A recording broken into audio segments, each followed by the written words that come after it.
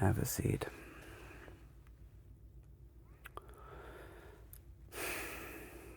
Take a breath. Now, would you like to tell me what happened from your perspective?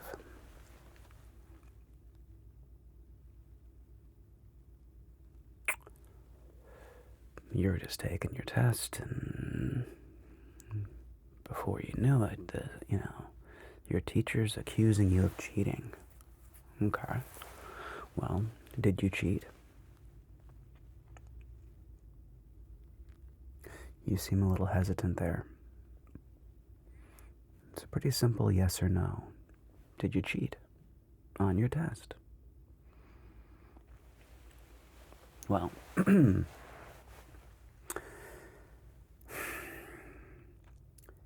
there's a lot of evidence to suggest that you did.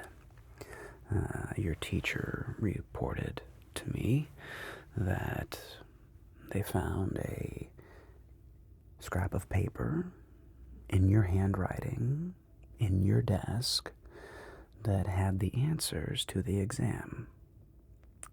It's kind of an old school way, but hey. So, you're claiming that wasn't yours. Now hang on. Shh, hang on.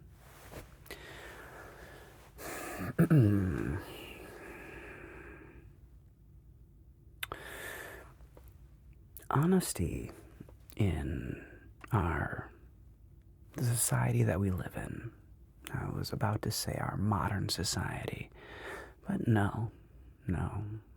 All throughout human history, honesty has been held up as a necessity toward having a functioning society. That's why we take things like perjury so serious. Do you know what perjury is?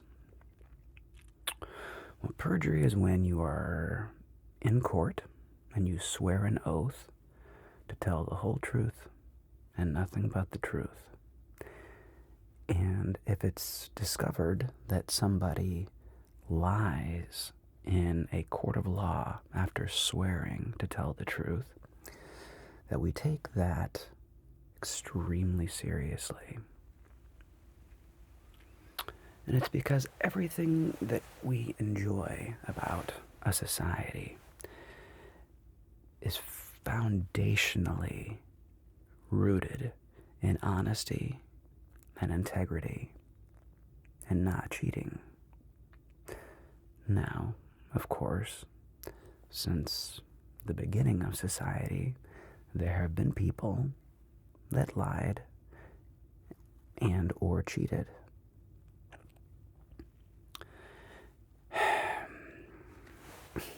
Or stole, or have done many other negative things. And here's what I believe, though. I think the temptation to cheat or lie will never go away. And throughout our lives, we, you and me, are going to make mistakes. Okay? Now, in spite of the fact that you are going to go on to make more mistakes, I am sure will go on to make more mistakes. What's important is not that we have a setback or we do something negative or cheating, lying, stealing. It's how you deal with that setback that matters. Now, look at me. Look at me. I do not think that you are a bad person. I really don't. I think you made a bad decision. But that doesn't define who you are. I know you to be quite a wonderful student, quite a wonderful person. You have friends.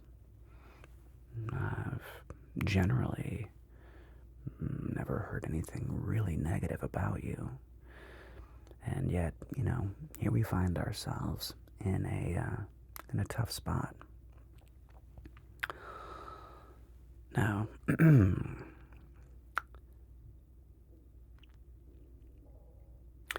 everything we do, everything you do and I do, there's always a cost and a payoff. Okay? Cost and a payoff. This is a very important thing to start asking yourself. What is the cost of my action and what's the payoff? Now, some can be very positive. Like, for example, let's say you want to become a professional athlete. Okay? Well, the cost of that is you're going to have to work really hard. You're going to have to sacrifice time when you could be hanging out with friends to training, practicing. You're going to have to sacrifice maybe even certain foods or meals because you need to be at a certain level of physique. Those are costs, right? What are the payoffs? Payoffs might be being a champion, winning, that wonderful feeling of adulation from other people, being looked up to as somebody who's inspiring, right? So that's a positive cost and payoff.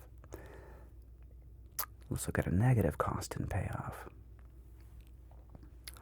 The payoff is you want to get an A on a test. That's the payoff of cheating, right? But now we have to look at the cost of cheating. And the cost of cheating, well, can you give me any examples? Well, being here, yeah. Well, I would say the big cost for cheating is that you lost your trust. You broke trust with your teacher. You broke trust with me. Possibly your friends. Now I understand we have 2 other students out in the hallway. 1 minute.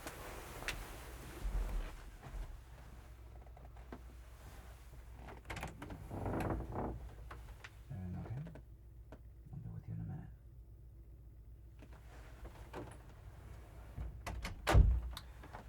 Now, you and your accomplices, okay,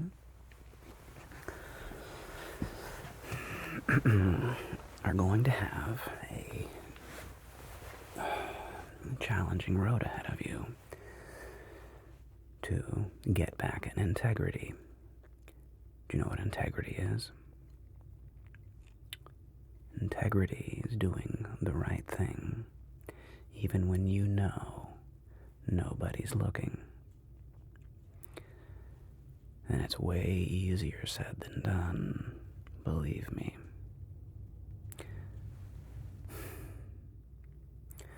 Now, the temptation to take shortcuts in life, I guarantee you will never go away. And I also guarantee you that in the long run, there are no shortcuts. I wish it wasn't true.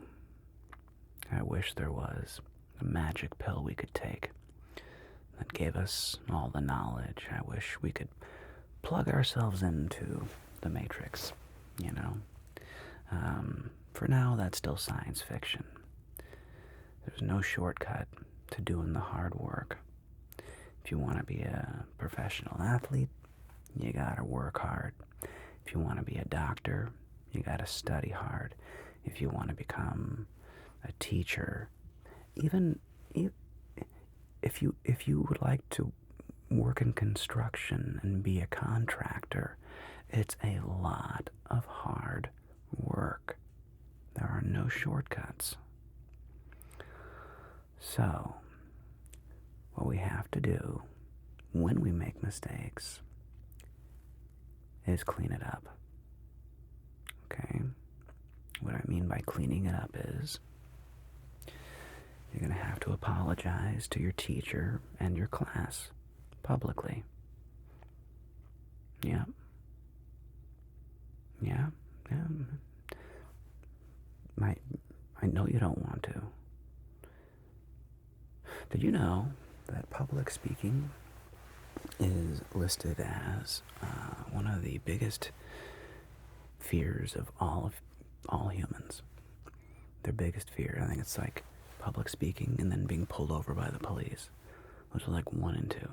So I don't doubt that the idea of getting in front of your class makes you nervous. But that's why you have to do it. Because it's hard. I've had many instances in my life where I said something, or I did something, especially, with my wife, my partner, where I said or did something that negatively impacted our relationship, and I have to clean it up. Okay? Can I give you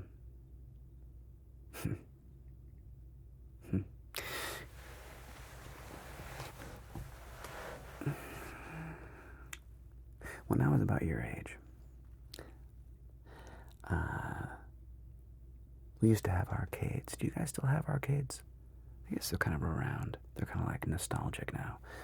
Technically, you have arcades. It's a place where there's a bunch of video games, right? And other things, Could be like skee ball or the basketball game or air hockey, things like that. The arcade. And when I was a kid, there were 2 arcades not far from where I lived.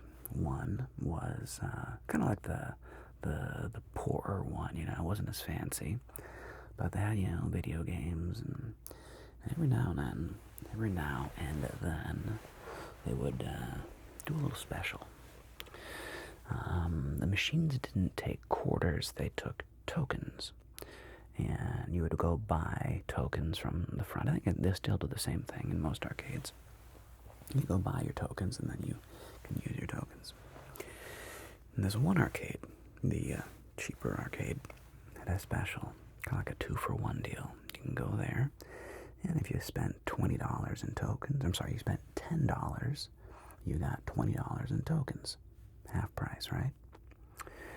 Well, it turned out that the nice arcade, the fancy one, it was rumored to myself and my brother and his friends that the fancy arcade also took the cheaper arcade's tokens. They were similar enough. So we hatched a brilliant idea. I'm sure you're knowing where I'm going with this. So we go to the smaller arcade, we pay our money, we played a few games, and then we left. We took our money, our tokens, over to the fancy arcade, and we were ready to have fun. So we go and we kind of do our thing, and I'm playing games like Mortal Kombat and Street Fighter, and those are the games that I grew up on. But I noticed there was a dude watching me from like 15, 20 feet away. And he watched me, and I didn't really think too much of it. I was like, maybe this is, security. And I put a token in the game, and I played one and moved to the next game and put in the token, and then the token got spit out. And I took the token and I put it back in the game, and the token got spit out. And I was like, what? I pressed the little token button, or put the token in again, and spat out. And then this guy walks up to me. He grabs the token from the machine, looks at it, looks at me, and says, "Come with me, young man." Now, the reality was I was terrified. I was, you know, the youngest of the four of us. My brother's 2.5 years older, and here's this adult who I actually recognized, sort of. I think he was actually the owner of the arcade. This was a big arcade. This had like 2 stories. It had like batting cages, miniature golf, bumper boat, little splash thing. I mean, this was a nice arcade. And he says, come with me. We go downstairs, and my friends and brother had also been rounded up. Apparently, the smaller arcade called the bigger arcade when we left, suspecting what we were up to. And sure enough, all 4 of us get rounded up, sent outside. The police showed up. Now, I was really scared. And at the time, I remember feeling a lot of different emotions. Fear. I felt fear.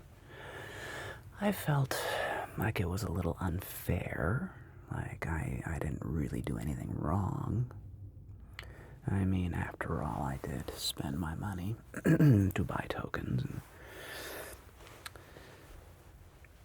I felt, I don't know.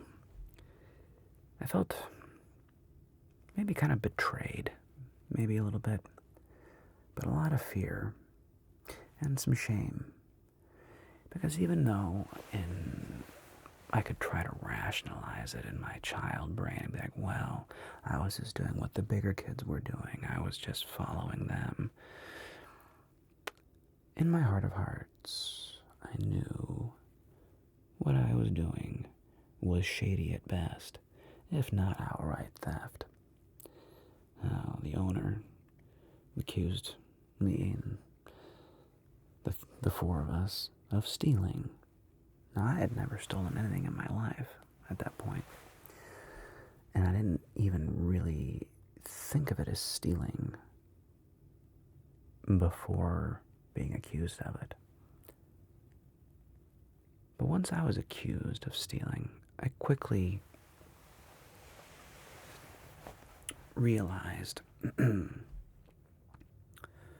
about what I had done and why it was not good. Now, the police officer took down our names and our addresses and our phone numbers, and he was a very nice police officer. And I'll never forget this. One of the things he said after, I think he even put us in handcuffs temporarily. I think we were sitting, just for show, we'd been sitting on the curb with our hands behind our back in handcuffs. Takes off the handcuffs. He says, listen, boys, if this is the worst thing you ever do, God bless you. Don't do it again. You're not allowed to come back here to this arcade for 1 year.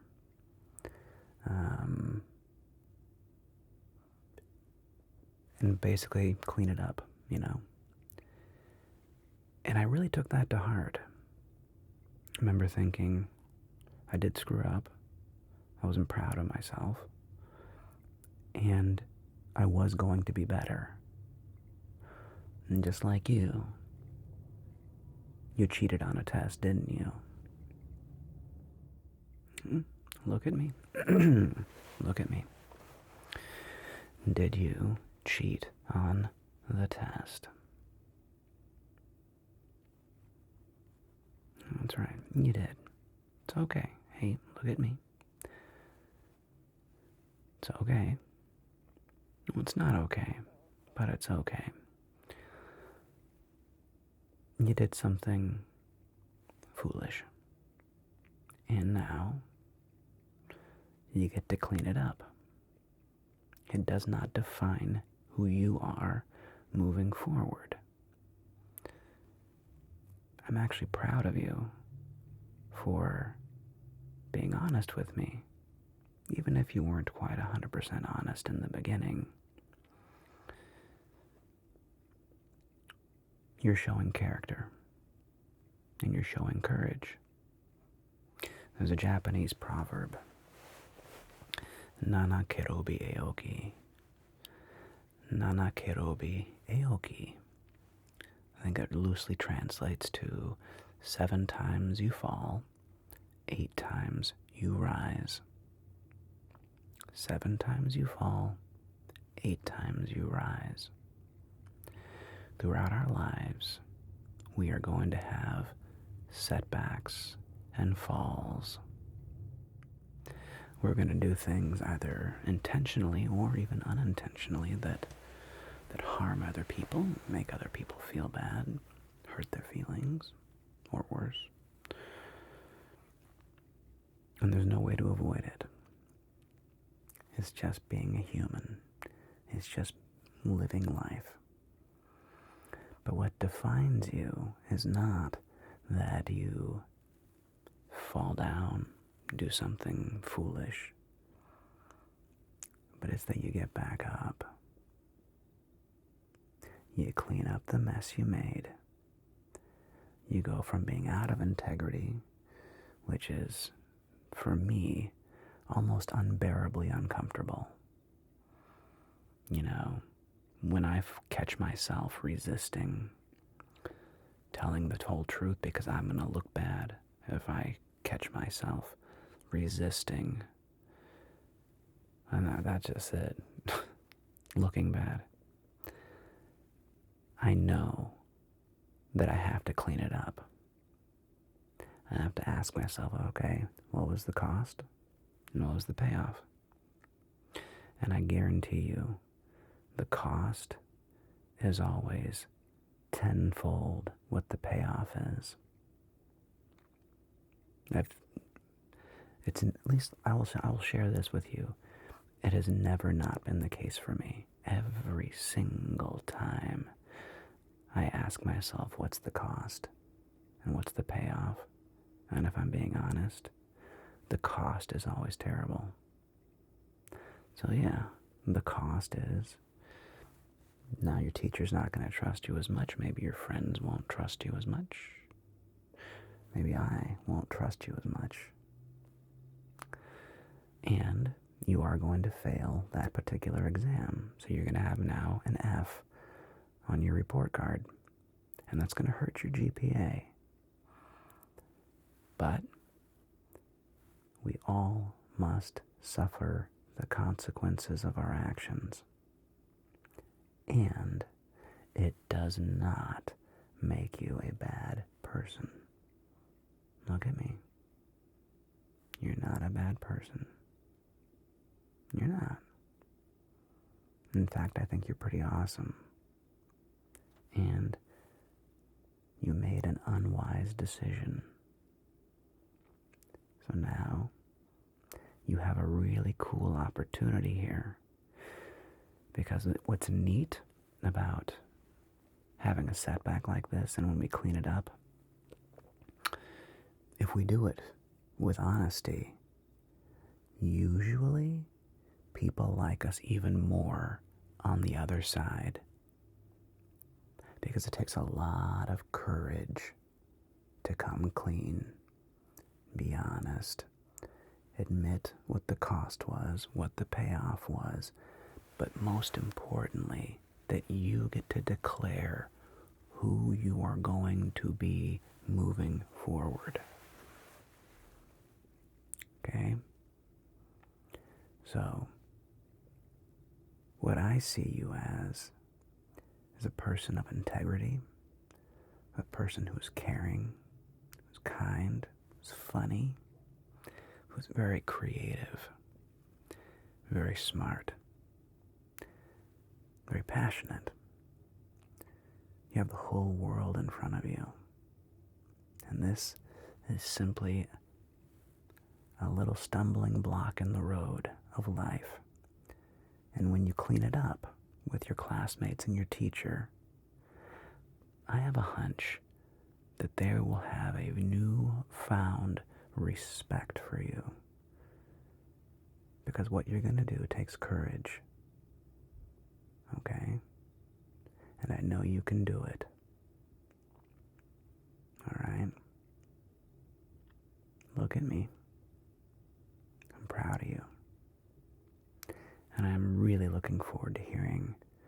your teacher what you said, what you say in front of your class. So just remember, label the cost and the payoff. And when you get really honest with yourself, I think you're going to be amazed at the results. And you got to work a little harder next time to get that A. Clean up the GPA, okay? All right. So you can send in the next student when you come on out, and hang in there. Hang in there. I'm proud of you. All right. All right. Come on. All right.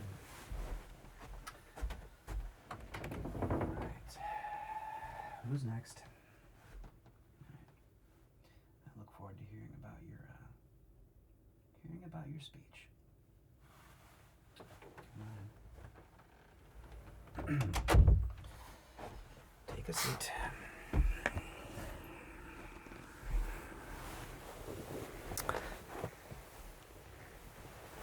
Look at me.